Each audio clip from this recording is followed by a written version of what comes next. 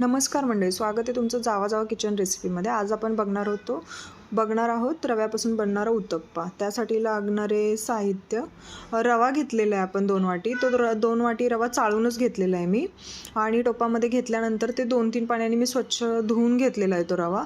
आणि मग थोडंसं पाणी ठेवायचं त्याच्यामध्ये, तो रवा साईडला ठेवून द्यायचा 10 मिनटं भिजण्यासाठी. 10 मिनटं भिजण्यासाठी ठेवून दिल्यानंतर लागणारं साहित्य: दही, मिरची, शिमला मिर्च, कांदा, टोमॅटो आणि मीठ. रवा भिजलेला तयार आहे. मग त्याच्यामध्ये आपण ॲड करूयात दही ॲड केलं अर्धी वाटी. नंतर कांदा टाकून घ्यायचा त्याच्यामध्ये. कांदा टाकलेला आहे. कांदा टाकल्यानंतर मग टोमॅटो टाकूयात. चिरलेल्या ज्या भाज्या आपल्याकडे काय उपलब्ध आहेत फ्रीजमध्ये वगैरे त्या टाकू शकतो. गाजर वगैरे पण तुम्ही ॲड करू शकता याच्यामध्ये. मी माझ्याकडे जेवढ्या फ्रीजमध्ये होती भाजी तेवढी यूज केलेली आहे उत्तप्पामध्ये. मग कांदा, टोमॅटो, शिमला मिर्च आणि बारीक चिरलेली मिरची आहे. जास्त पण मी काय बारीक वगैरे केलेलं नाहीत.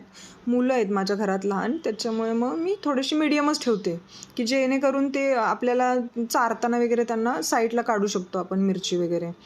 ते चांगलं भाज्या मिक्स केल्यानंतर व्यवस्थित त्या मिश्रणात मिक्स करून घ्यायच्या. मग चवीपुरतं त्याच्यामध्ये मीठ ॲड करायचं.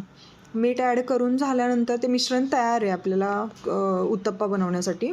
गॅसवरती मी तवा ठेवला हाय फ्लेमवरती, आणि मग त्याच्यावरती तेल टाकून थोडंसं पाणी शिंपडलं आहे. मग ते पुसून घ्यायचं आपण एका कागदाने.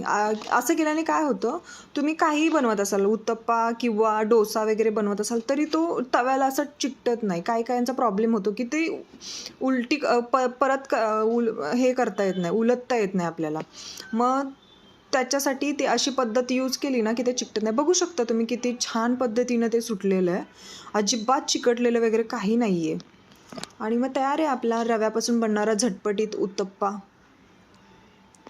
टेस्ट करून बघते मी कसा झाला आहे ते.